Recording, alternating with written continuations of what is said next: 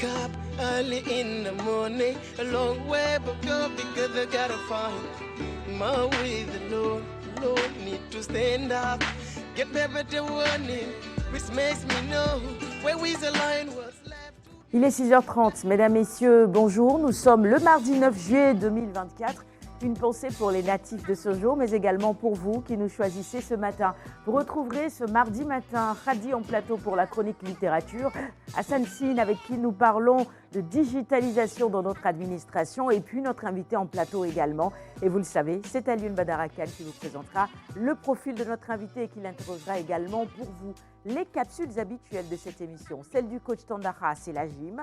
Avant la gym, la météo avec nos partenaires de la Nassine. Et puis bien sûr, avant 7h30, je vous inviterai à regarder le bulletin d'infos de votre matinale Quinqueliba, le tout en images. Ce magazine, c'est également vous, vos commentaires, vos réactions sur nos différentes plateformes digitales et notamment sur la page Facebook RTS1. Ce matin également, j'attends avec impatience vos commentaires. Profitez justement de ce temps d'antenne pour souhaiter un excellent début de journée aux personnes qui vous sont chères. Le sommaire est complet et avant d'accueillir l'équipe en plateau, je vous invite à regarder les prévisions du jour. Voici le bulletin météo dans un petit moment. Je vous retrouve en plateau avec l'équipe du jour.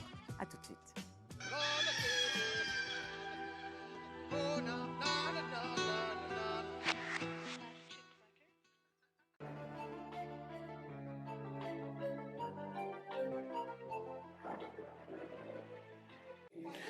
Chers amis téléspectateurs de Quinqueliba, bonjour. L'actualité météorologique de ce mardi restera marquée par des risques d'orage et de pluie qui sont attendus vers la partie sud du pays. Ceci occasionnera donc une légère baisse des températures à l'intérieur du territoire. Alors, l'animation satellitale de ce jour nous montre donc des cellules pluviogènes qui vont continuer d'intéresser donc la partie sud du pays, c'est-à-dire l'axe Kédougou, Kolda, Sédhiou, Ziguinchor, allant jusqu'au Cap Skirring, laissant donc le reste du pays sous un temps stable. Ce qui fait qu'en termes de prévision, à partir de durant ce jour, donc au courant de la journée, comme vous pouvez voir, c'est des orages et pluies qui sont attendus vers la région de Kédougou, un ciel plutôt menaçant avec des risques de pluie attendus à Kolda, un ciel nuageux sur donc comme vous le voyez sur le Ziguinchor, Sédhiou, attendu aussi à Tamba, Kaffrine, Kaolack, et sur le reste du pays, comme vous pouvez le voir, c'est une bonne présence du soleil qui sera attendue, donc des passages nuageux avec une bonne présence du roi soleil.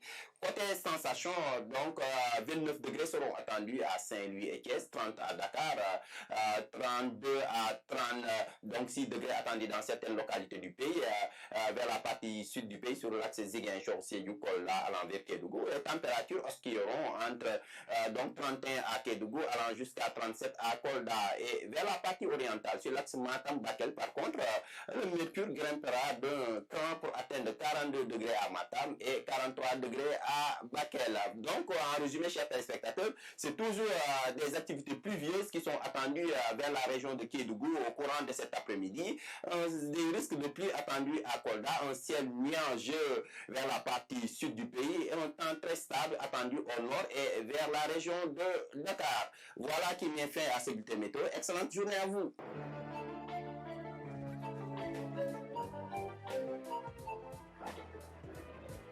Bienvenue si vous nous rejoignez à l'instant, bienvenue chez vous. L'équipe en plateau maintenant, Alioune Badara, notre invité Khadi et Hassan. Venez, installez-vous jusqu'à 8h. Nous accompagnons nos téléspectateurs en revenant sur des sujets d'actualité, mais pas que, dans nos différentes chroniques, d'autres sujets à aborder également. Je m'installe également. On vous invite maintenant à suivre la capsule du coach Tandara. Vous le savez, c'est l'heure de la gym sur votre matinale. À tout de suite.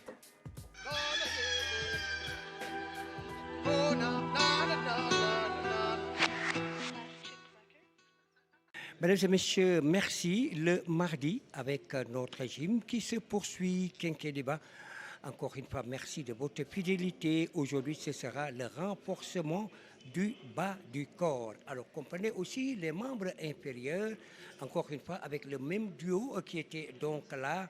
Il s'agit bien sûr du coach féminin, coach Ney, mais également le coach Do. Alors, le même groupe qui était là hier, ici à Dynamic Sport, nous sommes ici à Rufisque, mesdames et messieurs, pour encore une fois communier avec vous. Regardez bien votre télévision nationale et donc, encore une fois, merci de votre fidélité. On va laisser la parole au coach Do. Ravi de vous retrouver ce matin pour vous présenter notre deuxième capsule de la semaine, toujours en compagnie de Coach Ndaye qui nous vient de Mbour. Et voilà, pour aujourd'hui, on va présenter quelques astuces de renforcement bas du corps avec la barre olympique. Autrement dit, vous aurez des exercices qui vont un peu solliciter les quadriceps, les ischio-jambiers, mais aussi les fessiers et surtout au niveau des mollets ici, au niveau des jumeaux, au niveau des molaires. On va essayer d'augmenter la tension mécanique pour essayer de maximiser le trauma que va causer la tension afin de gagner le maximum de gains possible au niveau des muscles. Allez, je vous donne rendez-vous tout de suite dans les démonstrations des exercices qu'on va proposer et merci, suivez-nous bien.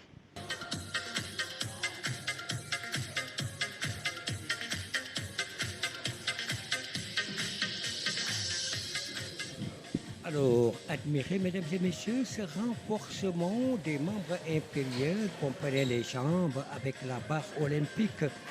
Alors, ceci va en tout cas influer sur les muscles du bas du corps, comprenez, eh bien les jambes, depuis les quadriceps, la face interne de la cuisse, mais aussi, alors regardez cette petite enjambée en fourchure, eh bien de cette qu'il faut travailler justement les adducteurs un tout petit peu. C'est vrai que ça ressemble un peu à la fente bulgare, mesdames et messieurs.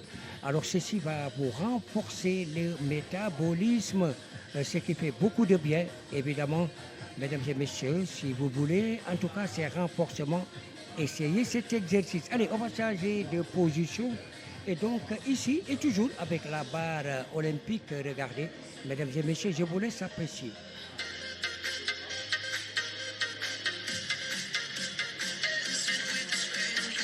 Alors, et nous sommes avec la Mouroise, le coach Ndaye face au coach Do. Et donc, sur ceci, pour harmoniser le mouvement, regardez cette belle chorégraphie. Et là, on va revenir avec les pieds serrés. On va travailler les jumeaux. Et donc, ça va monter un peu en haut. Et jusqu'à laisser les pointes des pieds terminer ce job.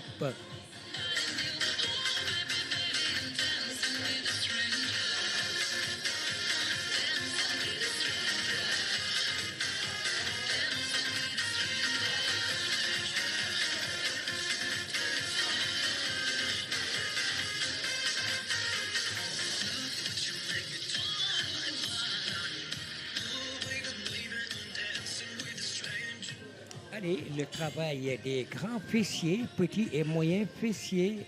Alors ici, c'est donc un changement de style. Alors vous voyez une sorte de position de pente bulgare, mais ce sont surtout eh bien, les jambes, particulièrement au niveau des soleillères. Vous voyez ce que cela va faire, mesdames et messieurs. Et donc, encore une fois, on va changer d'atelier.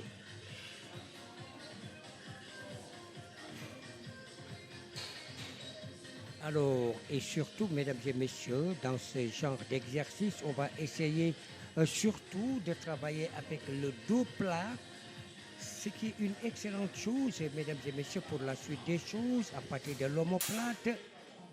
Et voyez, mesdames et messieurs, on revient sur le travail surtout eh bien, des soleillères.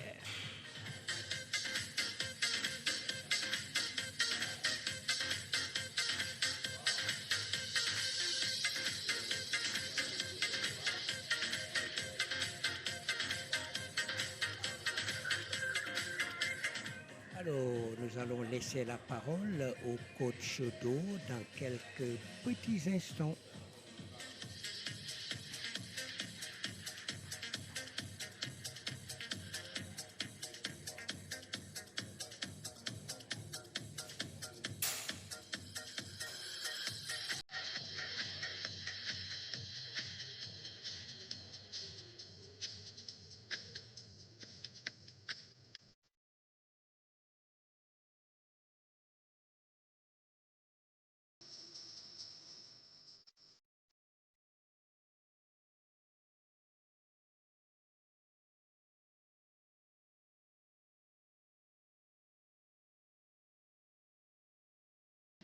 Voilà, j'espère que vous nous avez bien suivis et que vous avez bien apprécié les exercices qu'on vous a proposés. Maintenant, une fois dans les salles de sport, faites-vous guider et coacher par des professionnels pour vous éviter des blessures ou bien des traumas qui vont vous causer des handicaps.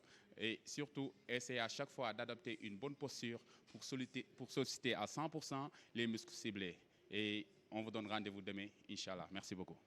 Voilà, c'est fini pour l'exercice de ce matin. J'espère que vous avez bien aimé, chers amis téléspectateurs. Et encore une fois, merci de votre fidélité, c'est vrai. Mais n'oubliez pas, mesdames et messieurs, la consigne particulière.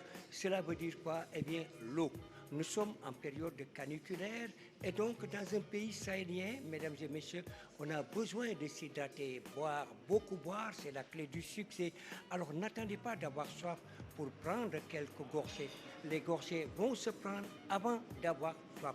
Alors cela dit, mesdames et messieurs, encore une fois, merci de votre fidélité. À demain, passez une excellente journée. Merci coach Tandara et encore une fois, bienvenue à ceux qui nous choisissent à l'instant. Sur le plateau, les chroniqueurs du jour. Notre invité également. Bonjour Hassan, je commence toujours par toi. Oui, j'ai remarqué. Comment tu vas ce matin? Ça fait plaisir. Bonjour Sarah. Ça va? Bien réveillé au taquet? Oui, très bien. Tu souris 2 fois plus parce que le bac c'est en poche maintenant pour ta soeur? Oui, c'est en poche pour la Félicitations. 4. Félicitations Avec à mention. notre chat. Avec mention?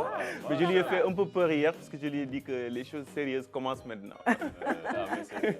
C'est pas faux, mais bon, félicitations à elle et à tous les candidats. Vous avez vu la vidéo qui a... Bon, bonjour à tous. Bonjour à Lune. Bonjour.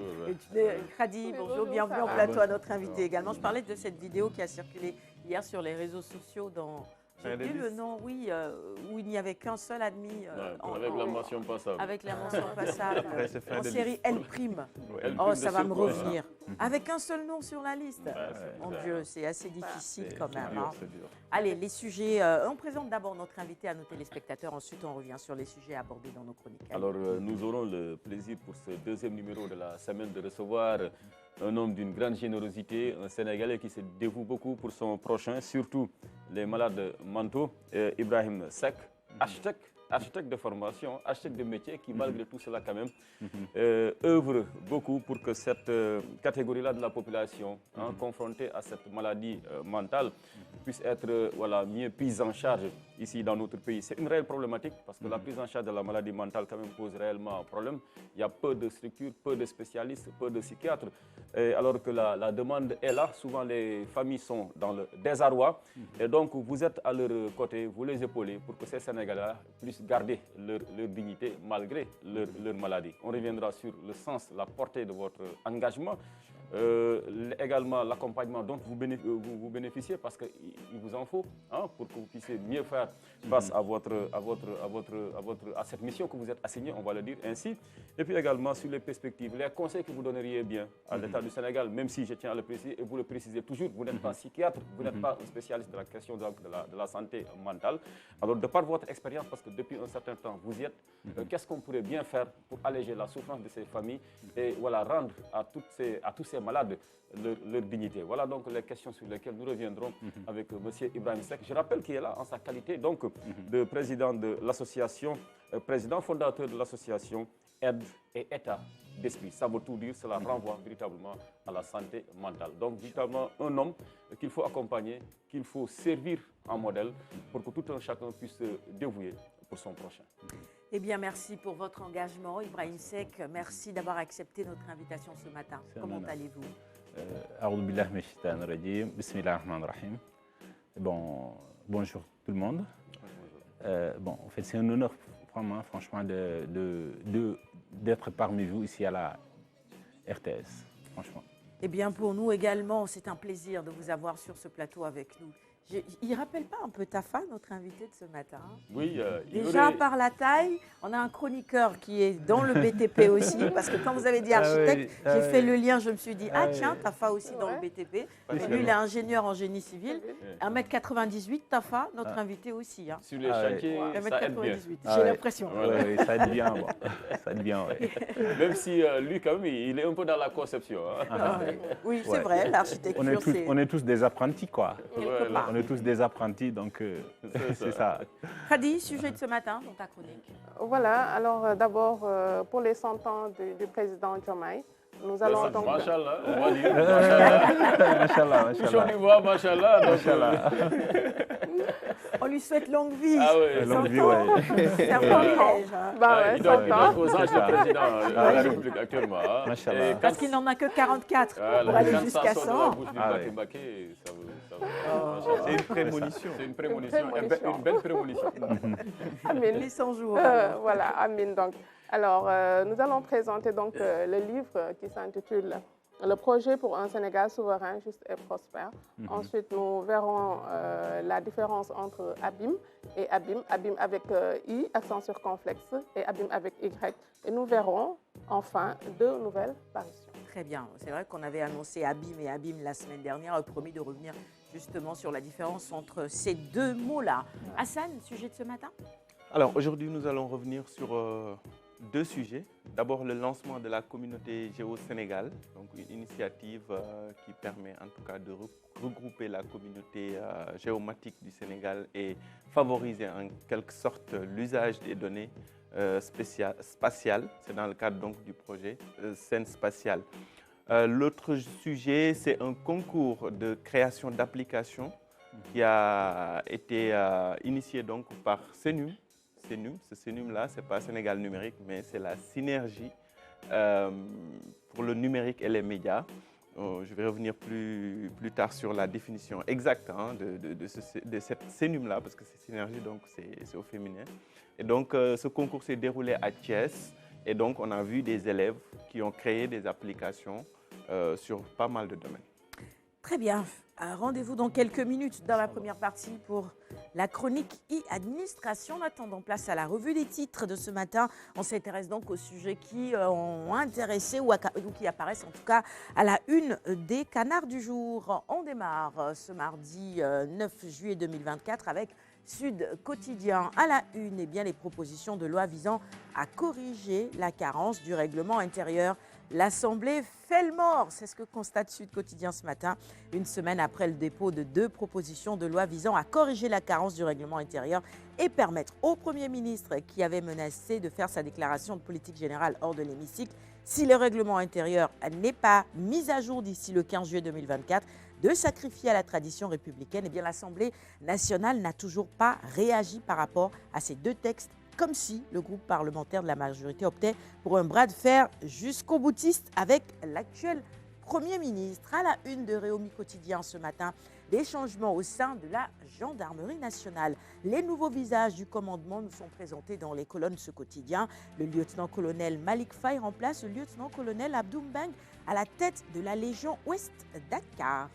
Le Soleil maintenant, quotidien d'information générale, qui rend hommage ce matin à Momar Koumba Diop, les larmes du monde universitaire. On retrouve le même sujet également dans d'autres quotidiens ce matin. Ils ont tenu évidemment à lui rendre hommage également depuis l'annonce ce dimanche 7 juillet de la disparition du chercheur émérite. Eh bien, les témoignages de ceux qui l'ont côtoyé à l'université se multiplient, discrets, généreux, féconds, activistes, éditorial, humbles, non carriéristes.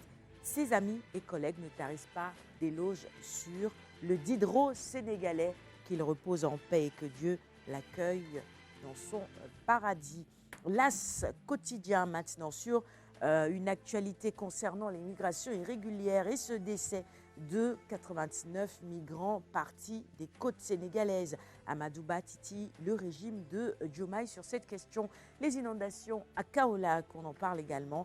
Les choses empirent, nous informent ce matin nos confrères de l'As. Il urge évidemment de prendre des mesures pour soulager les populations. 24 heures maintenant, on avance sur la revue des titres.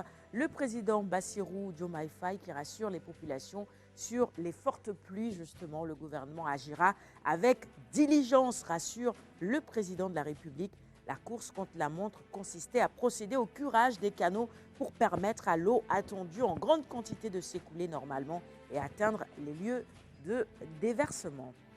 Le quotidien à Kafountine, eh bien, vague d'agression contre les femmes. Kafountine dresse les filets, durcissement des contrôles dans la ville. La gendarmerie ouvre une enquête justement. Et ça, c'est à saluer. Il faut protéger les femmes contre toute forme de violence et ces vagues d'agression sont bien évidemment à dénoncer. Merci donc aux forces de l'ordre qui désormais sont de plus en plus engagées sur cette question-là dans cette localité pour garantir la sécurité de ces femmes. Direct News nous parle du pétrole à sa une ce matin. Le Sénégal, pas encore membre de l'OPEP.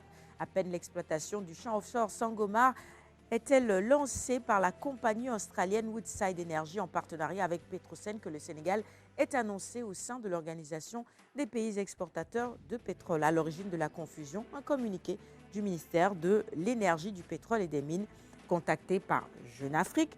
Le ministère sénégalais de l'Énergie confirme seulement des discussions entre le ministre et Koessian Aïtam Al-Guess. Non, je veux dire, même si ce n'est pas encore le cas, ça va se faire. C'est peut-être une question de jours ou de semaines. Dans tous les cas, on sera membre de l'OPEP. Peut-être que ce n'est pas encore le cas, mais ça va venir. Après la Côte d'Ivoire, le Sénégal est le deuxième pays sur le continent à exprimer son intérêt pour rejoindre l'OPEP.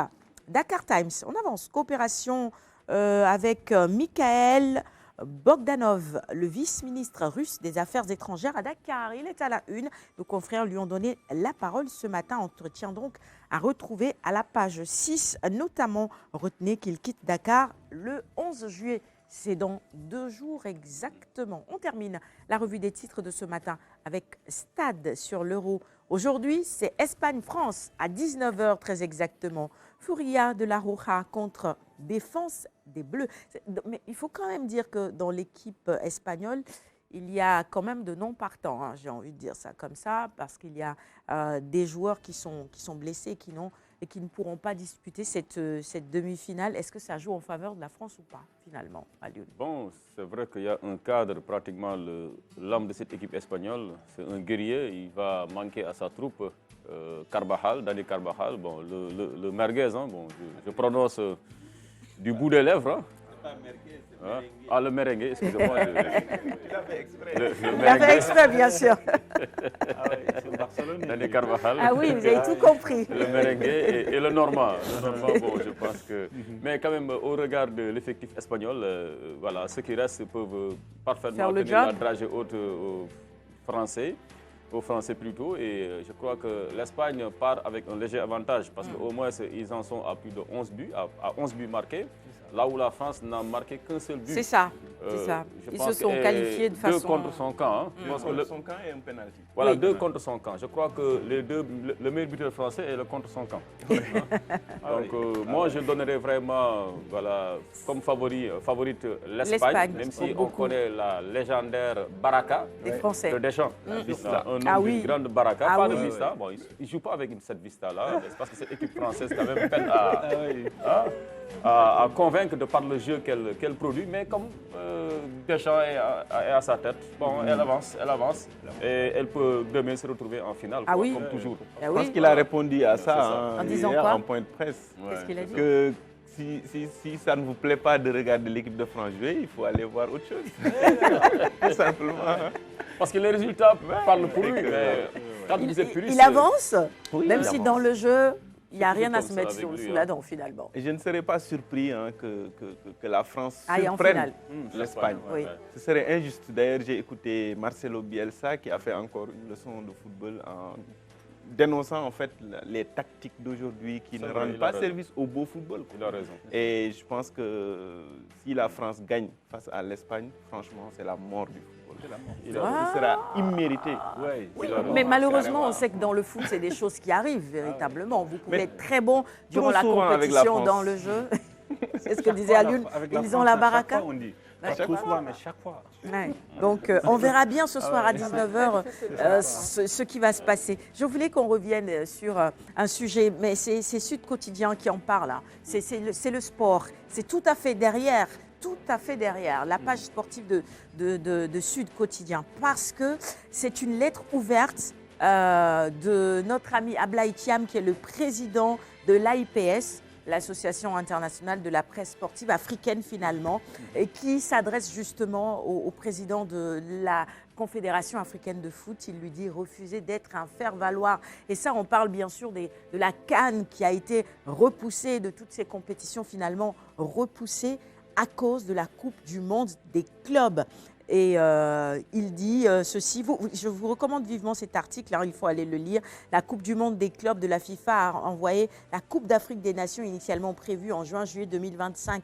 La plus grande fête du football du continent se tiendra finalement du 21 décembre 2025 au 18 janvier 2026. Dr Patrice Motsepe a été exhorté évidemment par Ablaye Thiam à résister face à la pression de la FIFA et de l'UEFA sur les dates de la Coupe d'Afrique des Nations. Je crois qu'on s'est engagé également dans cette même voie-là en disant qu'il ne faut pas que, évidemment, l'Afrique soit toujours celle qui paye le prix fort lorsque la FIFA ou l'UEFA décident de prendre des décisions qui ne nous arrangent pas. La CAN, c'est notre plus grande messe du football et on y tient véritablement. Et puis en termes de jeu, quand on compare ce que l'Euro nous sert en ce moment à ce que la CAN nous a servi, il n'y a pas photo. C'est une bien meilleure compétition. Donc il faut absolument résister à la pression. Mais est-ce que ce sera vraiment le cas? Parce que j'ai l'impression que les dés sont déjà jetés et qu'il faut juste en tirer les conséquences. Pour la troisième fois d'affilée, parce que la CAN qu'on a gagnée, celle de la Côte d'Ivoire et celle-là aussi, toutes ces trois CAN ont été déprogrammées de l'été à l'hiver, juste par la FIFA, par la volonté de la FIFA, pour des raisons parfois vraiment, qu'on peut le dire, fallacieuses. Et donc, je pense que cette tribune de Abdoulaye Thiam est la bienvenue. Et il faut vraiment rappeler aux dirigeants africains, surtout du football africain en tout cas, qu'ils doivent se faire respecter. Et pour cela, il suffit de montrer que la CAN, ce n'est pas un supplétif, ce n'est pas quelque chose d'inutile ou de pas très important comparé aux autres compétitions. On n'osera pas décaler l'Euro. Et pourtant, comme tu l'as dit, Sarah, quand on voit le niveau de l'Euro cette année et le niveau de la CAN en Côte d'Ivoire l'année dernière, on est bien meilleur. Franchement, il n'y a pas photo. On est bien meilleur. Et ce n'est pas parce que je suis africain que je le dis. Non, mais je pense que même les puristes, en regardant les matchs, le disent, n'est-ce pas, Alioune? Bien sûr, parce qu'il y a plus de passion en Afrique, même si les supporters, de par les conditions économiques un peu difficiles, ont du mal souvent à aller donc supporter leur équipe, mais on sent quand même que l'adrénaline monte, qu'il y a de la ferveur, qu'il y a de la bonne humeur sur tout le continent africain. Au-delà de l'aspect footballistique, la CAN permet quand même à ce continent-là de retrouver une certaine stabilité, d'être en fusion. Donc rien que pour cela, on doit tout faire quand même pour préserver cet événement-là, qui n'a lieu que tous les 2 ans, d'autant plus que l'Afrique voit rarement ses stars jouer. Toutes nos stars, tous nos grands joueurs évolue hors du continent. Donc c'est à la CAF, cette instance continentale, de se faire respecter, de comprendre véritablement les aspirations qu'elle incarne. C'est juste une question d'amour propre aussi. Parce que là où le CONMEBOL, c'est donc l'équivalent de la CAF, mais qui a moins d'adhérents que la CAF. Pourtant, il fait toujours respecter sa compétition phare qui est la Copa América. Il fut, en un moment donné d'ailleurs, la Copa América s'est déroulée sur 3 ans. On a eu 3 éditions en 3 ans. Personne n'a trouvé à redire. Parce que c'est le continent de Messi, c'est le continent de Pelé, c'est le continent de Maradona. Imaginez si la CAF voulait faire une compétition continentale sur 3 ans d'affilée. Wow, cela aurait fait... Quel débat cela aurait fait sur les grands plateaux de télé, surtout occidentaux, qui sont tellement pleins de condescendance. Mais comme l'avait dit Feu Pape Diouf, et je tiens toujours à le rappeler à chaque fois que ce dossier-là ressurgit sur la table, on a comme l'impression que nous avons à la tête de la CAF des pantins, donc de Gianni Infantino et de l'UEFA. À chaque fois qu'il y a un calendrier trop chargé, c'est à la CAF quand même de revoir, ses dates. C'est l'Afrique qui va toujours trouver la solution pour faire place nette à ces compétitions-là. Qu'est-ce qu'on peut bien expliquer aux Africains en leur faisant comprendre qu'une compétition de club est beaucoup plus valorisante qu'une compétition d'équipe nationale, qu'une compétition continentale, comme une Coupe d'Afrique des Nations. Et on voyait venir avec l'ingérence de plus en plus manifeste donc de la FIFA, surtout de Gianni Infantino. Même pour l'élection du président de la CAF, il a fallu qu'il se dépêche ici, en Afrique, qu'il fasse le tour des capitales africaines. Il était venu ici au Sénégal, on s'en souvient encore, parce que Augustin Senghor, bon, il avait donné l'impression, l'illusion qu'il voulait prendre le trophée, mais il a plutôt le poste de président de la CAF, mais il a fallu que Gianni Infantino vienne ici à Dakar voir notre président de la République et que pour négocier peut-être. Augustin se désiste. Il a fait pareil également au Rwanda. Donc je pense que ça, c'est des choses vraiment qui donnent un véritable, voilà, des choses qui nous font mal. Et ça décrédibilise voilà, un peu les instances continentales africaines, surtout dans le domaine du sport. Et même pour l'amour, l'estime de soi de l'Africain, du jeune Africain qui est au fait de cela, ce n'est pas une bonne chose. Je pense qu'aujourd'hui, il est temps que la CAF quand même puisse se remettre en cause et puis être en phase avec les aspirations du continent africain et de se faire respecter. Mais bon, nous ne pouvons que porter le débat sur la table maintenant. Où sont les stars africaines? Où sont les El Hadji Diouf et compagnie? C'est à eux également de monter au front et de dénoncer cet état de fait-là. Je suis d'accord. Voilà. Je suis d'accord. Et je vais terminer avec ces propos de Ablaye Thiam. Il dit, Monsieur le Président, donc qui s'adresse à Motsepe, vous vous revendiquez comme étant un disciple de Nelson Mandela, un homme multidimensionnel, respecté et respectable, un homme de refus. Alors refusez vous aussi d'être un faire-valoir. Vive le sport, vive le football, vive l'Afrique. Voilà qui est dit. Merci, ce sera tout pour la revue des titres de ce matin.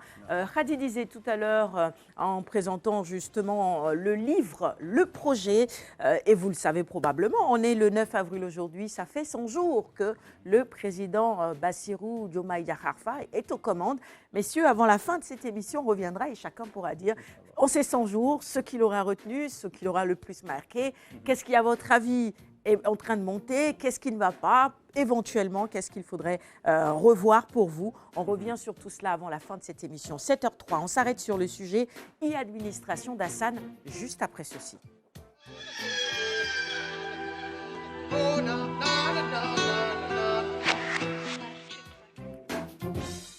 Premier sujet, Moncière, retour sur le lancement de la communauté Géo-Sénégal, une initiative visant à favoriser l'usage des données spatiales. Ah oui, c'est avec le groupe interinstitutionnel de coordination et de concertation en géomatique, le GICC, dont la présidence est assurée par Sénégal Numérique SA, qui donc, en partenariat avec l'ambassade de France, ont lancé cette communauté Géo-Sénégal. C'était la semaine dernière au Musée des civilisations noires. Pour revenir sur l'importance de cette initiative, je vous propose de suivre le directeur général de Sénégal Numérique SA, qui est donc par ailleurs le président du GICC. Et en même temps, juste après lui, vous allez suivre le représentant de l'ambassadeur de France au Sénégal. Il s'agit donc d'un ministre conseiller à l'ambassade de France au Sénégal. C'est un moment très important pour la communauté géomatique parce qu'elle permet en fait de rassembler l'ensemble des acteurs autour d'un sujet qui est très fondamental, à savoir la maîtrise et l'exploitation de nos données géomatiques. Donc je pense que, comme l'a pu le présenter le coordinateur M.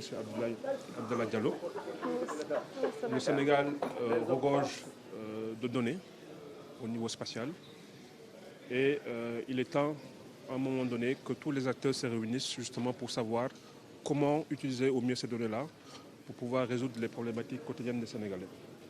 Et je pense que l'appui de l'ambassade de France va dans ce sens-là, c'est de savoir comment, de façon, en termes de gouvernance, pouvoir faire de telle sorte que les différents acteurs qui sont propriétaires de données, aussi bien dans le domaine du climat, des données topographiques, des données aussi foncières, tous ces acteurs-là puissent justement se retrouver dans un cadre de référence pour pouvoir justement interagir de façon performante dans un cadre global et avec une stratégie bien partagée, de façon à ce qu'on puisse utiliser nos données et surtout les mettre à disposition. Parce que nous avons eu beaucoup de problématiques justement par rapport à des acteurs qui souhaitent justement utiliser ces données-là, notamment ceux qui travaillent dans le domaine de l'intelligence artificielle. Et c'était justement le moment d'exposer tous les avancées qui ont été faites dans ce sens-là, notamment la mise à disposition d'un portail Open Data qui permet de mettre à disposition des données géospatiales. Moi, en tant que président du CNUM, il était tout à fait normal que je sois présent parce que le CNUM entend jouer sa partition de manière entière de façon à ce que toutes ces données-là puissent être justement interopérées et qu'on puisse les exploiter de la manière la plus judicieuse possible. Donc nous, on a notre rôle aussi de coordinateur, de maître d'œuvre sur les aspects aussi techniques, mais tout cela en coordination avec tous les acteurs de l'écosystème qui travaillent dans le domaine.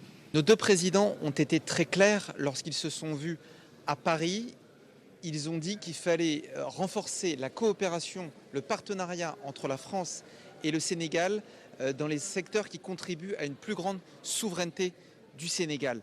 Le président Bassirou Diomaye Faye a dit aussi, il a utilisé une expression qui est marquante, il a dit qu'il fallait adapter la relation historique aux mutations actuelles.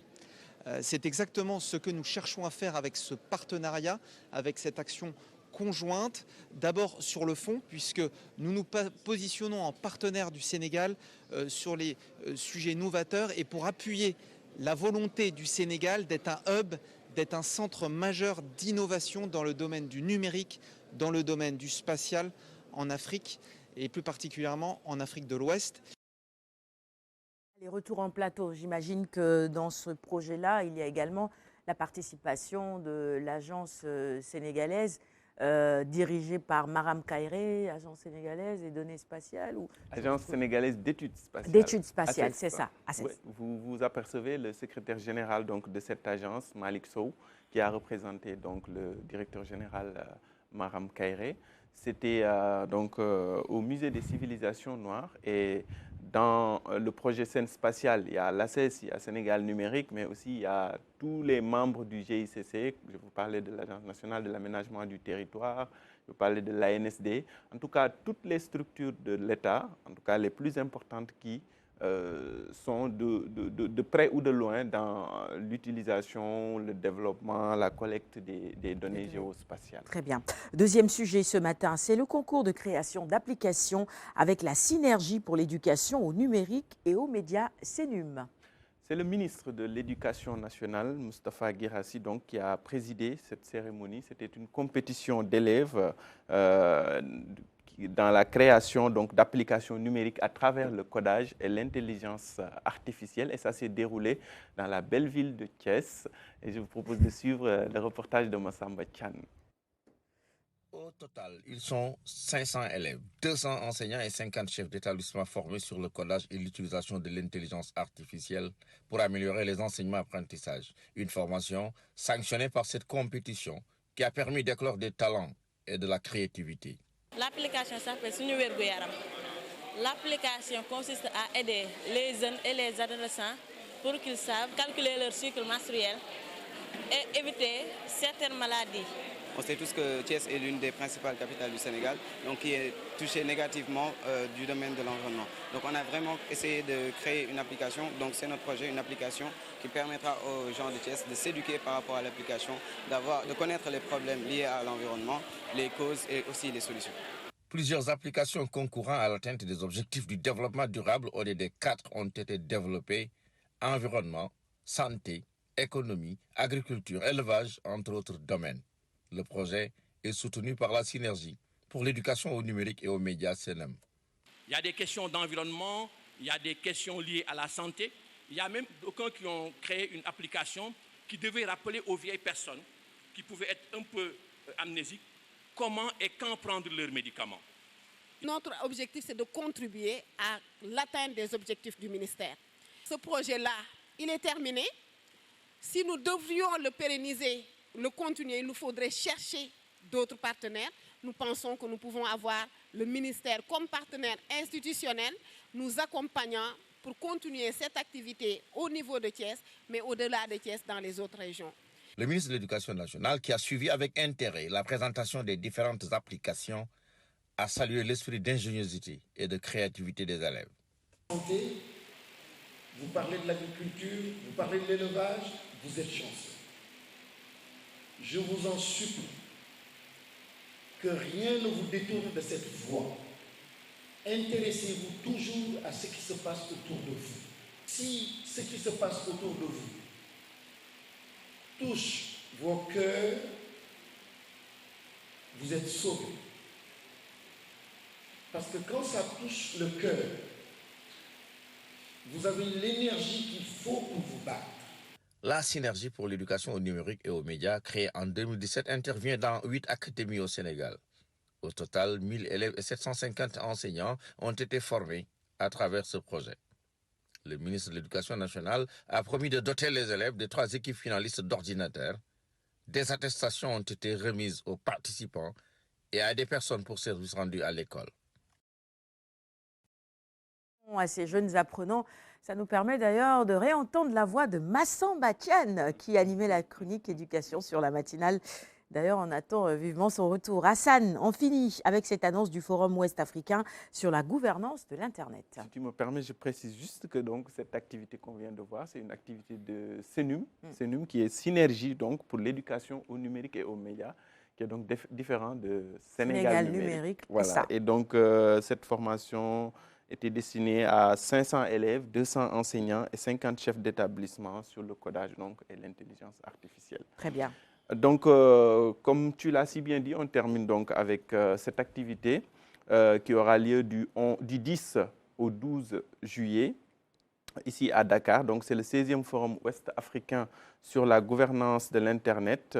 Donc, ce forum sera présidé par le ministre de la Communication, des Télécommunications et du numérique sur le thème technologie de rupture jusqu'ici.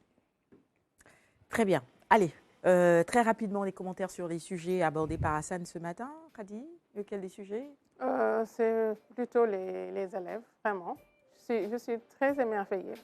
Et je pense que cette expérience-là devrait être renouvelée. Et pourquoi pas ne pas même inclure le codage au niveau donc, de l'éducation des enfants.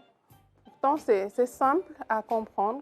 C'est pour tout simplement commencer par les BABA. Et je pense qu'on formera véritablement des ingénieurs, de petits ingénieurs. Voilà. C'est une expérience à renouveler. Je pense que notre invité sera d'accord avec toi, n'est-ce pas? Ah ouais. Surtout, comme il a dit tout à l'heure, bon, surtout dès à bas âge, tu vois, d'intégrer les enfants, surtout sur l'IA, l'intelligence artificielle qui est d'actualité, franchement, surtout. Très bien. Alioune, un sujet sur lequel nous avons des graines de champions, je crois, qui ne demandent qu'à être bien couvés pour éclore. Hein, c'est au grand bénéfice du Sénégal et du continent africain.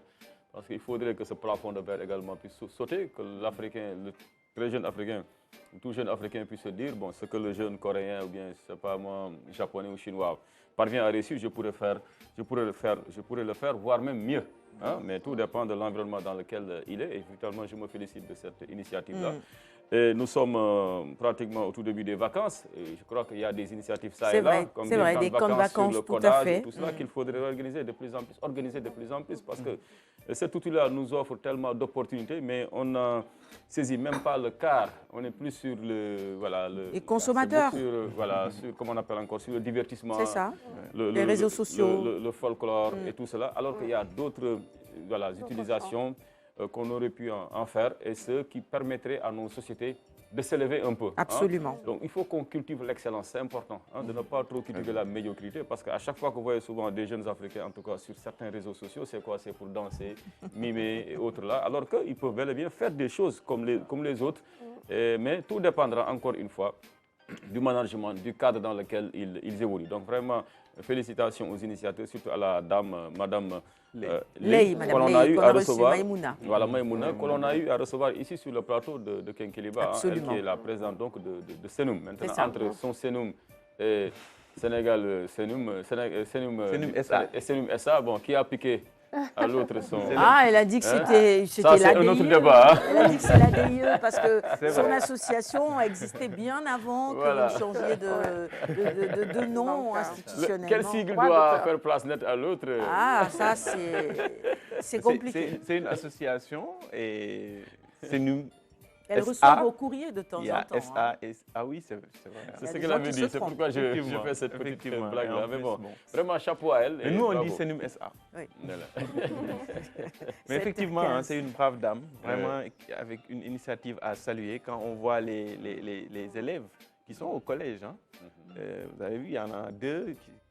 Une qui est au collège OCM Bourg 4 et un autre qui est au CM de Ndiaganiao. Ah oui. La belle commune aussi. Et donc, ils ont expliqué les applications qu'ils ont créées et franchement, ça fait plaisir. Quoi, parce que les Hassan, s'il te applications, c'est plaît. des solutions. Oui, très bien. C'est-à-dire tout ce que tu dis, c'est bien jusqu'à ce que tu commences à distribuer des qualificatifs aux villes et aux très communes. subjectifs Depuis- aux villes et aux depuis 3 mois, communes. Thiès, Label, Ndiaganyao, mais nous on revient de Saint-Louis, s'il te plaît, mon cher. Depuis quand Ndiaganyao était devenu une belle ville? Ah bah, quand il a dit Thiès tout à l'heure, tu étais tout content. Depuis quand? Non, mais Thiès, quand même, vous Oh, pouvez pas on revient comparer de Thiès à- Saint-Louis, mon cher, on Non, ne peut mais pas. non, on peut Attendez, pas il y a comparer des Thiès choses à quand même. Ndiaganyao, quand même. Soyons. Ndiaganyao ne peut pas être plus belle que Ngoumangueo. Mais Ndiaganyao nous a offert un cadeau quand même, donc il faut reconnaître ça. C'est pourquoi elle est devenue belle. Voilà. Tout d'un coup. Tout simplement. Je pense qu'il faut se rapprocher davantage de Ousmane Gari Faye, quoi. 7h17, on avance. Il veut faire plaisir à Ousmane Gari. Sur le conducteur. Et pas que. Allez, on passe à la première partie de la rubrique invité. Merci beaucoup, mon cher Hassan, et félicitations Sarah. encore une fois à ces jeunes apprenants.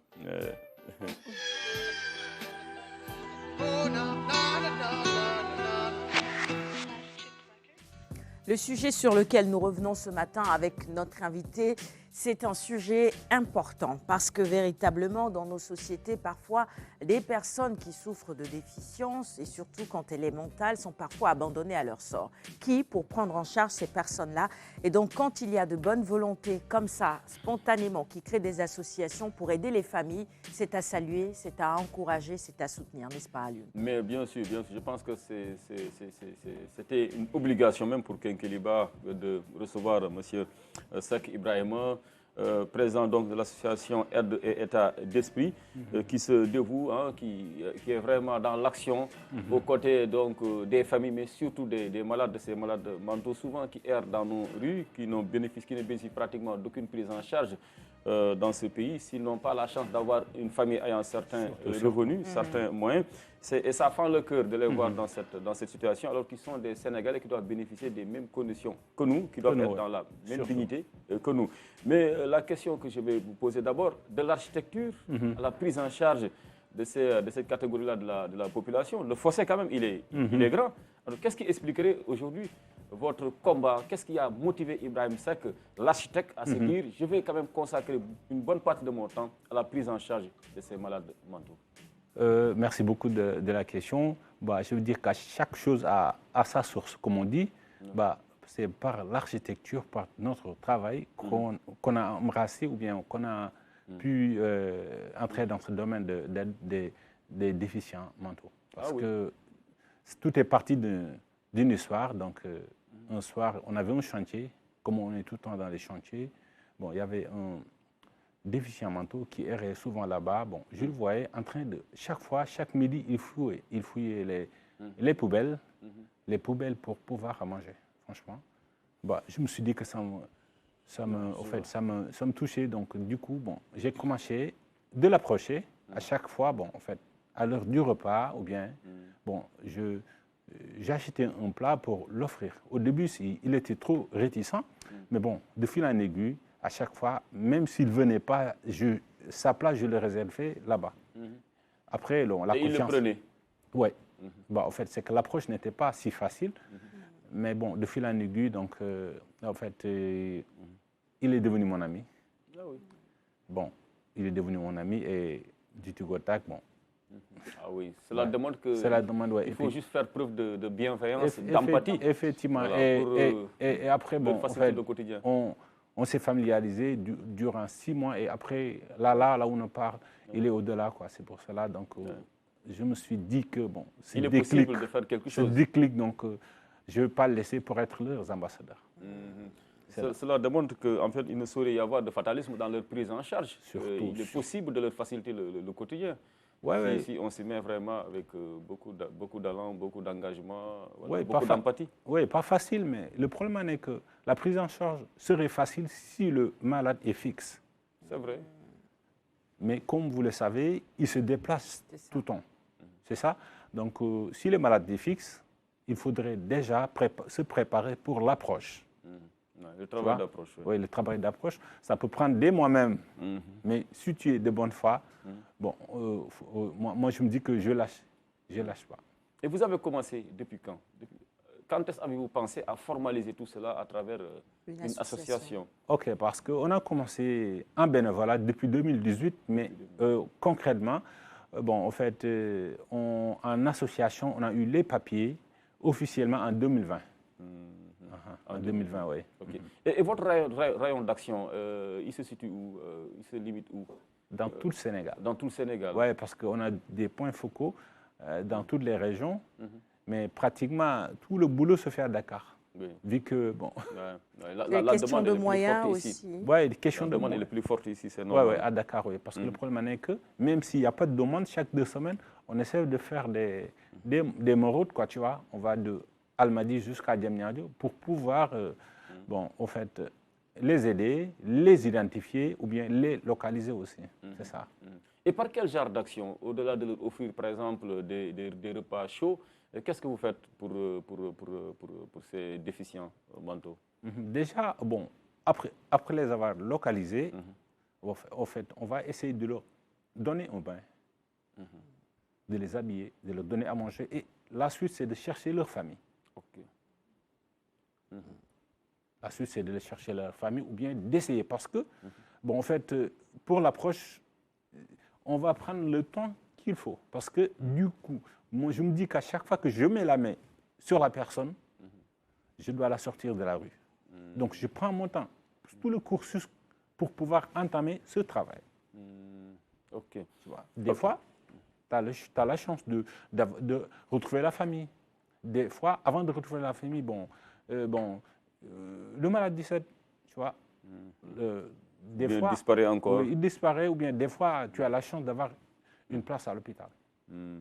Et d'ailleurs, pour cela, par rapport à cela, il y a peu de structures capables de les accueillir aussi. Souvent, quand on reçoit même des spécialistes, vous n'en êtes pas un, je tiens à le préciser, vous êtes architecte quand même à la base, mais il y a peu de structures aujourd'hui capables de prendre en charge ces, il y a peu de structures. Ces malades-là. Et puis le problème est que même s'ils sont ils ont même un problème de place. Ah oui, même s'ils sont des malades mentaux, parfois, c'est des faits récurrents. On voit des malades mentaux ou qui sont en fait touchés par des voitures ou bien, ou bien des malades mentaux qui, en fait, qui sont victimes d'accidents ou bien victimes d'agressions. Mais parfois, c'est la galère. Tu fais 7 hôpitaux qui refusent de prendre un malade ou bien une personne mal en point. Ok.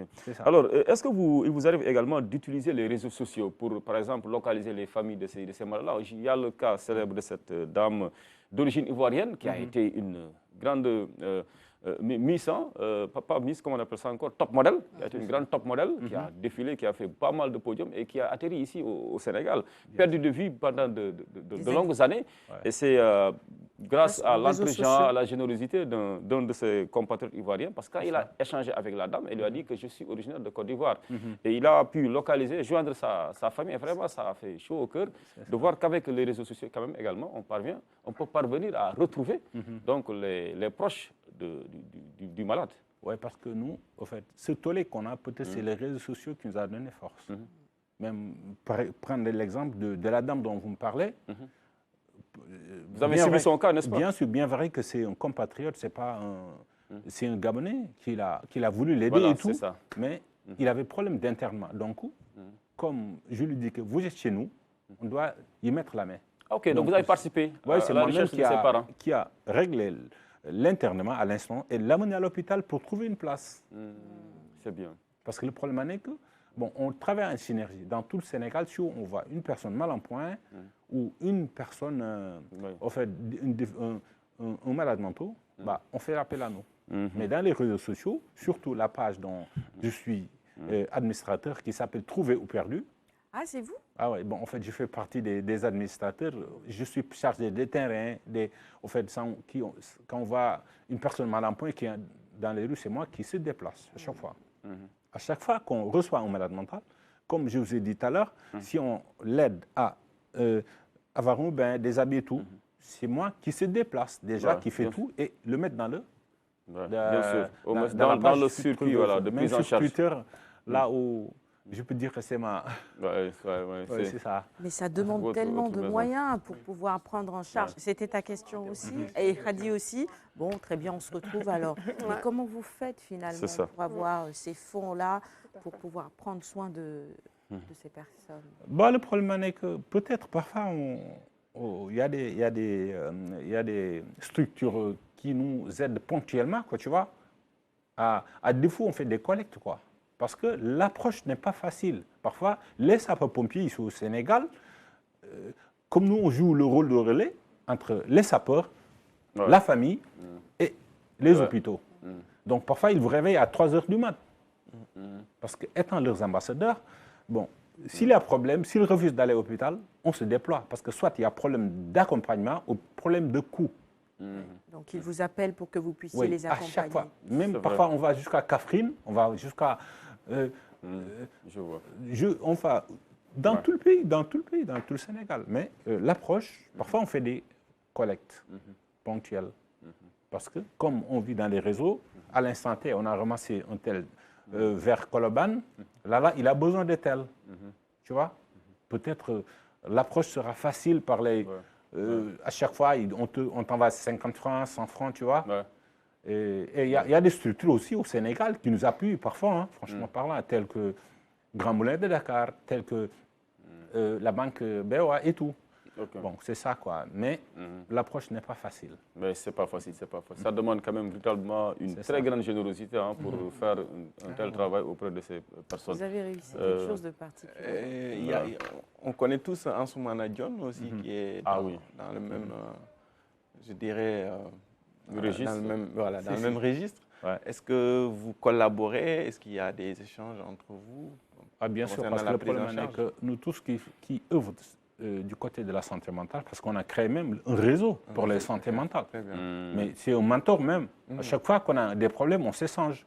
Mais parfois, comme il n'est pas tout le temps à Dakar, nous à Dakar, tout Dakar, on ratisse ici, hein, franchement. Mais c'est normal qu'on demande des conseils, parce que c'est un mentor dans le milieu. C'est ça. Est-ce que vous disposez de locaux? Parce que si vous n'arrivez pas à les amener à l'hôpital, ni voir leur famille, comment vous faites avec eux? Parce que le problème est qu'on n'a pas encore de locaux, mais parfois tu passes avec le malade à l'hôpital 2 jours pour ne pas qu'on le rejette.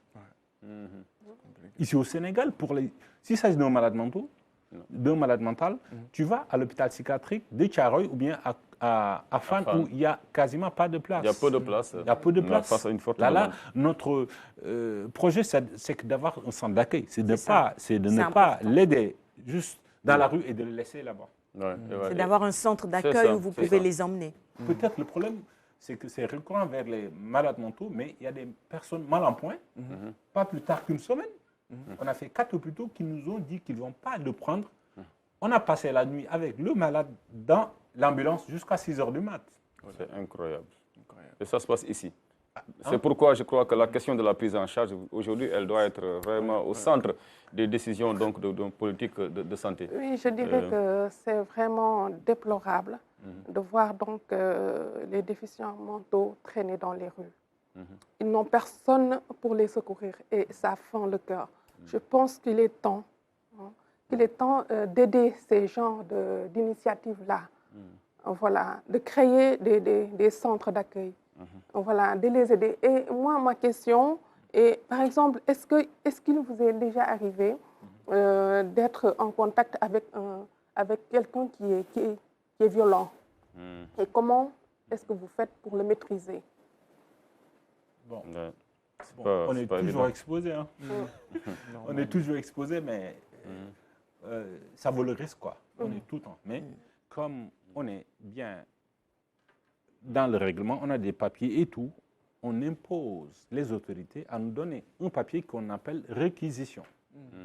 La réquisition nous permet d'aller vers la police et les sapeurs, ils viendront à cas de besoin.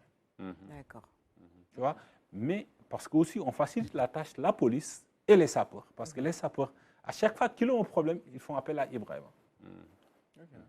Alors, au-delà de cette première prise en charge... Je vais juste placer un petit commentaire à l'une parce que, bon, à la réalisation, de l'autre côté, à la régie aussi, le débat intéresse, donc on interagit un tout petit peu. Moi, j'entends tout finalement.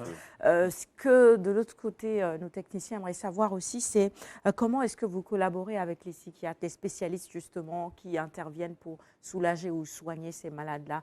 Est-ce que vous les intégrez ou bien est-ce qu'il y en a qui sont également dans l'association pour vous aider dans la prise en charge ou c'est juste des jeunes comme vous engagés qui sont dans cette association? Non, parce qu'on travaille avec tous les hôpitaux et les psychiatres. Même quand il y a des réunions chez eux, on fait appel à nous. Et on a eu aussi une formation de premier secours qu'on a fait à l'hôpital FAN et l'hôpital psychiatrique. Parce qu'on commence à durer dans le métier aussi. C'est ça. C'est ça. Et puis le problème est qu'à l'hôpital psychiatrique aussi, on leur aide à l'identification. C'est important. Sinon, des malades qui ont duré là-bas, ils font appel à nous parce qu'on a aussi une plateforme qui leur aide à trouver les familles aussi. À trouver les familles. En collaboration. C'est important. C'est ça. Alors, je pense que dans la deuxième partie, on pourrait revenir également sur l'assistance juridique aussi. Parce que vous avez un numéro vert. C'est clair, on va donner cela parce que beaucoup de malades également, malheureusement, qui sont dans les rues, sont victimes d'abus, d'abus même sexuels. Oui. Surtout la couche féminine, souvent la presse en fait écho. Absolument. Est-ce qu'il vous arrive, par rapport à ce genre de situation, de vous constituer partie civile pour poursuivre ces délinquants-là, ces criminels qui profitent de la vulnérabilité de ces malades-là? Bon, ça, on y reviendra, Inch'Allah, dans la deuxième partie, M. Seck. Mais encore une fois, félicitations. Bravo. Vraiment, bravo. Franchement. Vous êtes un modèle pour tout jeune Sénégalais, pour tout Sénégalais, tout simplement. Et vous avez notre soutien. Et ce matin, évidemment, on plaide pour que vous soyez davantage accompagnés et soutenus financièrement, matériellement, dans votre mission, moralement aussi, dans votre mission délicate, et qu'on puisse arriver à construire ce centre d'accueil. Je crois que ça, c'est un plaidoyer qu'on porte également ce matin. Restez en plateau avec nous. Voici le clip du jour. Le nom Fou Malade. C'est pourquoi son nom d'artiste, c'est Fou Malade. C'est des personnes qu'on ne doit pas oublier. Donc cet engagement-là aussi, je tenais à le rappeler ce matin. Ça va bien, je le côtoie parfois. Fou Malade, Malal Talla, merci. C'était le clip du jour. On avance sur le conducteur. Voici maintenant le bulletin d'info, le tout en images. À tout de suite.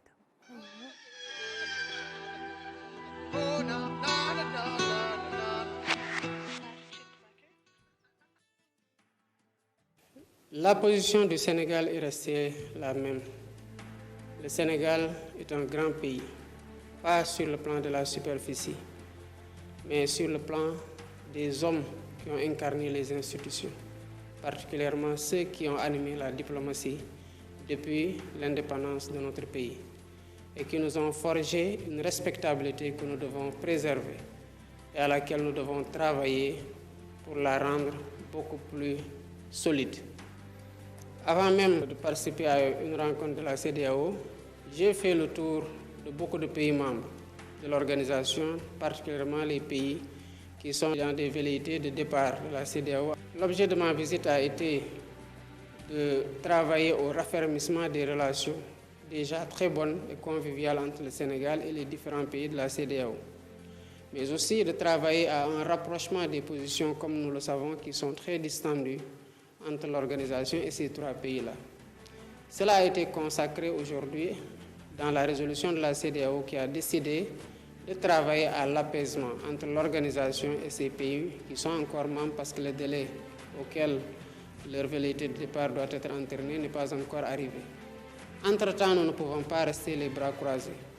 Notre responsabilité, c'est de travailler à rapprocher les positions, à les réconcilier, à faire en sorte qu'il puisse y avoir une plage de dialogue entre l'organisation et les parties prenantes, notamment l'Alliance des États du Sahel. Et j'espère que d'ici la fin du délai de préavis, qu'il y aura assez de discussions qui permettront de réconcilier les positions et de travailler à renforcer l'organisation afin qu'elle prenne mieux en charge les défis communs auxquels nous sommes confrontés.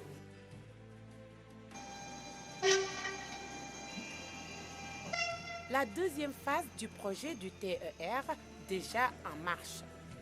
Une des 7 rames restantes est en phase de finition et sera réceptionnée à la mi-septembre.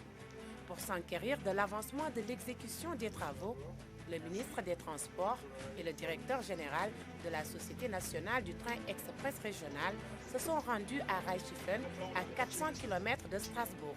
Aujourd'hui, le premier sentiment qui m'anime, c'est de dire comment déployer en tout cas le ferroviaire partout dans le pays pour faire beaucoup plus de transport de masse par voie ferrée. L'usine, étendue sur 24 hectares, est une référence dans le domaine ferroviaire et son expertise avérée. Pour une exploitation locale de qualité, de jeunes Sénégalais ont été envoyés sur le site de Strasbourg pour une immersion. Ils ont même participé au montage des rames. Ils font le montage ici, le réglage de porte suspension. Après, ils viennent ici à ce niveau pour faire les essais.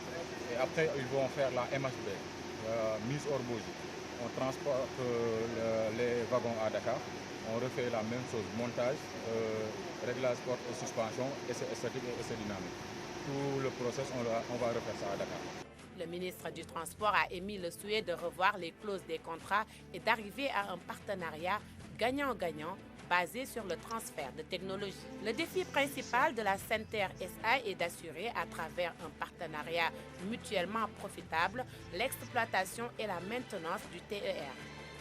Son directeur général, après 18 ans à la direction des grands projets à la Société nationale des chemins de fer en France, est revenu au pays pour décliner sa feuille de route pour un transport de masse adapté aux besoins des Sénégalais. À la mise en place, en tout cas, d'une offre de transport beaucoup plus à même de répondre aux besoins de déplacement. On aura, par exemple, la possibilité soit de mettre en place des unités multiples en heure de pointe, ou alors tout simplement essayer de réduire la fréquence. Aujourd'hui, on est en train toutes les 10 minutes, mais l'objectif, c'est véritablement d'arriver à un train au moins toutes les 5-6 minutes en heure de pointe. Et nous sommes partis de là très satisfaits, à la fois de l'accueil, mais également de la volonté de ces industriels à aussi investir le Sénégal. Parce que l'idée, c'est qu'on change de paradigme. On n'est pas seulement des clients, on est véritablement dans une relation de partenariat et qui va surtout dans l'intérêt de défendre les deniers et les finances publiques sénégalaises. Relier la gare de Diamniadio à l'aéroport international Blaise Diagne de Dakar, c'est l'objectif de la SENTER SA. Et pour le ministre des Transports, il faut aller vers une connexion ferroviaire entre les pays limitrophes du Sénégal afin de booster l'économie nationale. Le Sénégal doit devenir le hub du transport ferroviaire interrégional en Afrique de l'Ouest. 10 heures, lycée Limamoulaye, loin de l'ambiance habituelle, la cour est plutôt calme. Des candidats qui se font discrets dans l'attente des résultats. 11 heures, début des délibérations, c'est le jury 1137 qui ouvre le bal. Lycée Sédina Issa Rouhoulaye, 64 463, Ridouane Tchaou, 4 607, Yaï Nar Diagne. Beaucoup d'émotions entre pleurs et cris. C'est ce qu'ils vont faire le second tour. Pour le jury 1138 dédié aux séries scientifiques, on compte 19 mentions, dont une très bien et 3 bien.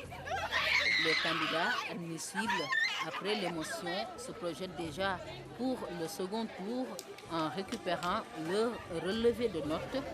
Dans cette situation tendue, impossible. Ensemble des occupations des Sénégalais et plus de 1400 cadres y ont participé. Et ce projet s'articule autour de 5 axes englobant 15 orientations. Alors justement, nous allons vous proposer de suivre 2 extraits. Regardons. Si on comprend bien ce programme qui part avec une démarche bien spécifique qui consiste à mobiliser les ressources qui sont des ressources d'abord internes pour les mettre au service de l'agriculture, le secteur primaire qui doit produire à suffisance pour qu'on ait ce qu'on appelle la souveraineté alimentaire. Et à partir de cette souveraineté, avoir toute une politique de transformation qui est la seule solution pour créer de l'emploi et toujours dans le cadre de cette mobilisation de ressources avec d'abord tout ce qui est taxes et impôts et également tout ce qui peut être réforme monétaire et tout ce qui peut être dénonciation justement des contrats qui à ce jour malheureusement ne sont pas au bénéfice de nos populations. Et je crois que ce programme, ce projet qui s'articule également autour de la révision des institutions, les modèles d'institutions que nous avons de gouvernance qui à ce jour ne sont pas inclusifs parce qu'on a beau nous expliquer, nous voyons très bien que l'ensemble de nos élus, depuis la présidence jusque dans les territoires, les élus n'ont pas de compte pratiquement à rendre, n'ont aucune responsabilité et se permettent d'avoir un usage du bien commun, parfois à leur propre profit, et cela au détriment des populations. Et c'est ce que nous avons vu depuis quelques années et aujourd'hui sur un secteur qui est principal, qui est le secteur des terres, où les utilisateurs, en l'occurrence la classe paysanne, dans les territoires est laissée pour compte, et ce qui se traduit justement par le non-développement de ces territoires et les populations de ces territoires qui ont tendance à converger, à immigrer vers les secteurs urbains qui malheureusement ne peut pas accueillir tout le monde et n'est même pas en mesure ni de loger, ni de soigner, ni de donner du travail. Et c'est pour cette raison qu'il nous faut retourner aux fondamentaux. C'est ce que propose, si je veux résumer très simplement, c'est d'abord donner au territoire les moyens de se développer avec des ressources qui sont fondamentalement basées sur les ressources internes et en même temps donner une écoute et une voix, une inclusivité, une participation aux populations pour qu'ils puissent intervenir dans leur devoir. Les différents régimes qui nous ont précédés, il n'y en a pas un qui a proposé un modèle économique. D'où ce changement de paradigme. Nous voulons un modèle économique endogène par une industrialisation qui consacre vraiment la substitution des importations. Et donc, on sait tous qu'au Sénégal, on importe beaucoup. Tout ce que l'on consomme, l'essentiel de ce que l'on consomme est importé, avec tout son lot de dangers que ça peut comporter sur la santé des populations. Et donc, à terme, nous voulons vraiment inverser cette tendance, consommer ce que nous produisons. Comment? Par une industrialisation, par des unités de transformation dans les 8 zones ou pôles de développement identifiés dans le projet, chaque zone selon ses potentialités économiques. Et ces unités de transformation vont se servir essentiellement des produits du secteur primaire, c'est-à-dire de l'agriculture, de l'élevage et de la pêche. Concernant la pêche, nous voulons des unités de transformation le long de nos quais. Les poissons pêchés dans nos eaux vont être débarqués pour être transformés. Pour l'agriculture qui est très vaste et qui concentre le pilier de notre modèle économique, c'est parce que nous voulons une souveraineté alimentaire. Et qui dit souveraineté alimentaire parle forcément d'agriculture. Et donc, les produits de l'agriculture, essentiellement dans ces 8 pôles de développement, vont être transformés et puis qui va, sur toute la chaîne de valeur, nous rapporter vraiment une plus-value dans l'économie. Et donc, selon toujours ce modèle de développement, nous aurons besoin de financer ce modèle. Comment? On financera ce modèle sur 3 axes. Le premier, ce sera bien sûr les taxes, les impôts, et donc en luttant contre la fraude fiscale et les exonérations, les cadeaux faits aux entreprises étrangères présentes au Sénégal. L'autre axe, ce sera par nos ressources naturelles, par les contrats qui vont être renégociés, ainsi que leur corollaire, c'est-à-dire le Sénégal. Les précédents régimes ont signé des contrats sur nos ressources naturelles dans des conditions vraiment iniques et qui sont léoniennes pour notre intérêt. Donc il s'agira de renégocier ces contrats et de récupérer cette manne financière énorme qu'on perd dans ces contrats, surtout nos ressources naturelles. L'autre axe, ce sera la monnaie. On a un projet souverain et donc qui parle de souveraineté parle forcément de monnaie, car aucun pays au monde ne s'est développé avec la monnaie d'autrui. Retour en plateau. Le projet en 100 jours. Messieurs, interrogation, que retenir? Hassan. Alors, c'est un exercice assez difficile Je parce sais. que... Mais moi, personnellement, ce que je retiens, c'est la prise en charge de la question de l'eau, même si ce n'est pas encore tout à fait parfaite, de l'eau donc à Touba. Le ministre est allé sur place dès sa nomination. Je parle du ministre de l'eau et de l'assainissement, Cheikh Tidiane Dièye. Et quelques jours après, les robinets qui, depuis des mois, ne coulaient pas, ont commencé à couler. Et jusqu'à maintenant, ça se passe très bien, pourvu que des solutions, en tout cas beaucoup plus structurantes, soient trouvées pour cette question à Touba. et pour soulager en tout cas les populations et également les inondations avec les pluies. Alioune? Waouh, c'est facile, hein? On peut faire 90 minutes, mais on va se focaliser sur... Il est très difficile de tirer un bilan, parce qu'en 100 jours, pour un nouveau régime qui hérite d'une gestion de 12 ans, ce n'est pas simple. Mais bon, déjà, on va dire que les premiers pas nous rassurent. Le président y va avec beaucoup d'assurance, beaucoup de calme. On sent qu'il est épaulé par un Premier ministre également qui prend sur lui tous les coups. Donc ça permet au président de la République donc, de se consacrer à ses dossiers les plus sérieux, surtout sur l'international. Au Sénégal, il y a eu la divulgation quand même de tous ces rapports d'audit-là. Bon, pas rapport d'audit, de tous ces, en tout cas, de tous ces rapports. Hein. Je pense qu'il y a encore des audits en cours. Ça permet quand même de mettre l'accent sur donc, le culte de la transparence. Plus de transparence dans la gestion des deniers publics, parce que c'était trop facile également de faire preuve d'une très mauvaise gestion et de bénéficier d'un certain soutoura, d'une complicité passive qui ne dirait pas son nom. Au moins maintenant, les noms sont connus. Maintenant, charge comment on appelle ça encore, les dossiers sont transmis, je crois bien, à qui de droit. Maintenant, ils ont la délicate charge, la lourde charge, d'éclairer notre lanterne sur la gestion de nos deniers publics. Au moins, ça, c'est un acquis. Deuxièmement, donc, les efforts qui ont été faits pour la baisse des prix des denrées de première consommation, de première nécessité, comme on a l'habitude de dire aussi ici au Sénégal. Nous savons que quand même, c'est des efforts colossaux pour un État, même si c'est sur une baisse de 10 francs, de 5 francs, quand même, pris dans une échelle beaucoup plus large, c'est beaucoup d'argent. Et donc, je pense que rien que pour cela, quand même, on se doit de féliciter le président, son Premier ministre, pour les premiers pas qu'ils ont posés. En attendant maintenant les grands projets structurants qui pourraient permettre au Sénégal d'entrer dans le club des États émergents. Ibrahim Assec, vous retenez quoi, vous? Oui, moi je me dis que ce ne serait pas facile de tirer un bilan sur 100 jours, mais en fait, juste l'accessibilité dont je vois envers les autorités, en fait, ça, c'est une démarche à saluer. D'autres choses bien vraies qu'on n'a pas encore parlé de notre prise en charge des malades mentaux, surtout, ça me serait, franchement, je pourrais dire sur ce qu'on a fait un grand pas, franchement. On va vous redonner la parole pour en reparler avant la fin de cette émission. Hadi, bon, moi, un peu comme Alioune, d'abord la baisse des prix des denrées de première nécessité, le pain notamment. Sinon, à 150 mes parents francs, me pardonnent. 150, le contraire Et puis la démarche panafricaine du président Diomaye Faye, je retiens ça également, les premiers déplacements vers les pays voisins, raffermir les liens.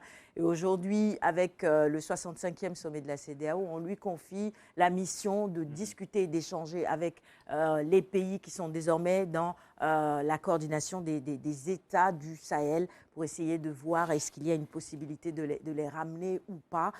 C'est une lourde responsabilité pour notre jeune président, mais on sait évidemment qu'il a la posture, qu'il a le bagage intellectuel qu'il faut pour pouvoir gérer cette situation-là. Donc, cette démarche panafricaine, moi, je salue également cela dans ces 100 premiers jours. Évidemment, on peut élargir le débat et toucher à plein d'autres secteurs. Le temps vous est compté, Hassan. Bon, puisque vous avez tous donné plusieurs idées, pas seulement un élément, mais plusieurs. Vas-y, donne un deuxième. J'ajoute juste un autre élément, concret en plus. C'est la RTS. Ça fait 12 ans qu'on n'a pas vu d'opposant à la RTS. Et maintenant, c'est le cas.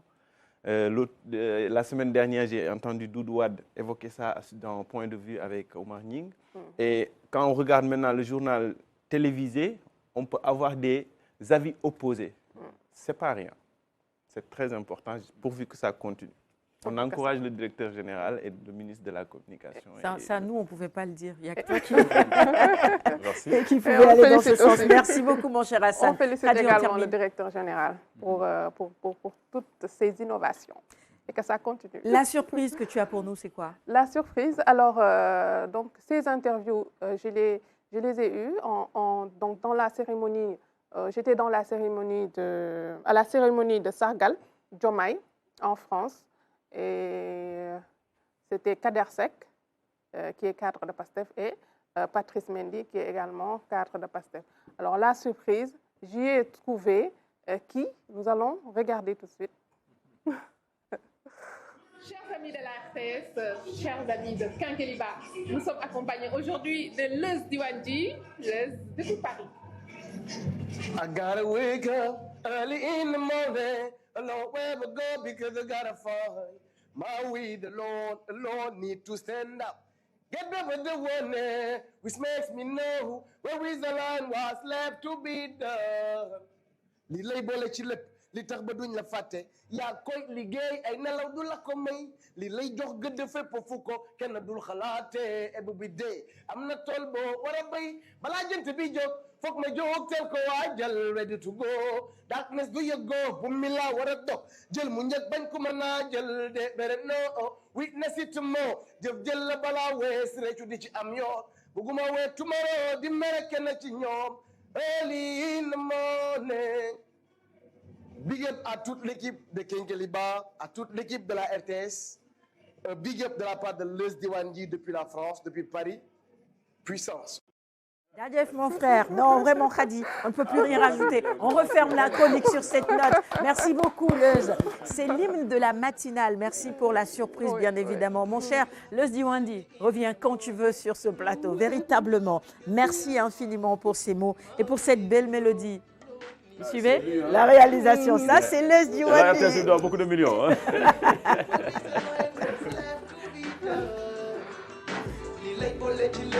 Allez, on arrive au terme de cette émission. On va redonner la parole à notre invité Ibrahim Seck. C'est important que vous puissiez aujourd'hui dire les difficultés que vous traversez. Ça permet aux autorités de savoir comment exactement vous aider. Vous parliez tout à l'heure de ce centre qu'il faut construire. C'est important qu'on vous aide dans cela. Et puis parfois des difficultés aussi au niveau des ambassades. Quand vous les appelez pour prendre en charge des malades, il y a parfois des réticences. Oui, parce que le problème est que, comme je vous ai dit tout à l'heure, on reçoit toutes les nationalités. Parce que là la plupart des malades mentaux qu'on voit dans les rues sont des étrangers. Bon, en fait, parfois, on a des difficultés pour... quand on prend le malade, on l'amène à l'hôpital, on fait tout le nécessaire. Mais pour pouvoir avoir ses identités ou bien sa famille, les ambassades ne coopèrent pas. Sur ce, on aimerait bien que le ministère de l'Intérieur et le ministère des Affaires étrangères, au moins, qui nous aident sur ce tas. Franchement parlant. C'est ça. On va finir par, encore une fois, rappeler que vous voulez évidemment qu'il y ait un centre de prise en charge, mais aussi pour votre déplacement. Comment vous faites très rapidement pour finir? On n'a pas de voiture. Vous avez une voiture? Non, on n'a pas de voiture parce que parfois les sapeurs ils vous appellent vers 4 h du matin, 3 h du matin, tu vois, tu prends un taxi pour aller là-bas. Mais aussi, on aimerait y pointer le doigt parce que le problème est que bon, les sapeurs-pompiers, ils galèrent eux-mêmes parce qu'ils viennent parfois chez nous pour nous cueillir. Tu vois, c'est un chemin, tu vois. Sur ce, bon, on aimerait bien que l'État nous accompagne sur des moyens au moins, parce qu'on servit tout le Sénégal. Ouais. Très bien. Et le numéro Il vert. vous faut le numéro vert, est-ce qu'il apparaît? Ah oui, bien sûr, merci beaucoup. C'est le 78 585 78 78. Aussi, comme cette audience ne nous est pas offerte tout le temps, il est 8 bon, heures. en fait, là, on appelle tout le Sénégal sur le projet de centre d'accueil, tu vois. On aimerait avoir un centre de relais. Parce que pour pouvoir prendre un malade et l'amener à l'hôpital, parfois, c'est la galère. On aimerait bien un centre de transition. De deux aussi. Parfois, tu amènes un malade à la maison et la famille le rejette. Là aussi, il faudrait que des maisons d'accueil. Tout le monde, tout le Sénégal, on leur appelle sur notre projet de centre d'accueil. Mais aussi, le ministère de la Santé et le ministère de l'Intérieur, on aimerait bien, tu vois, qu'il nous accompagne sur ce projet. Et le Premier ministre qui écoute bien évidemment ou regarde peut-être cette émission ce matin, bravo pour votre engagement. On espère que des solutions vont être trouvées pour accompagner votre association. Merci Khadi, merci Hassan, merci également à Lune. On a débordé de quelques minutes, mais c'est pour la bonne cause, j'ai envie de dire ce matin. Ce n'est pas tous les jours qu'on reçoit une telle association sur notre plateau. À demain 6h30 pour un nouveau Kinkeliba. Merci aux équipes techniques. Au revoir.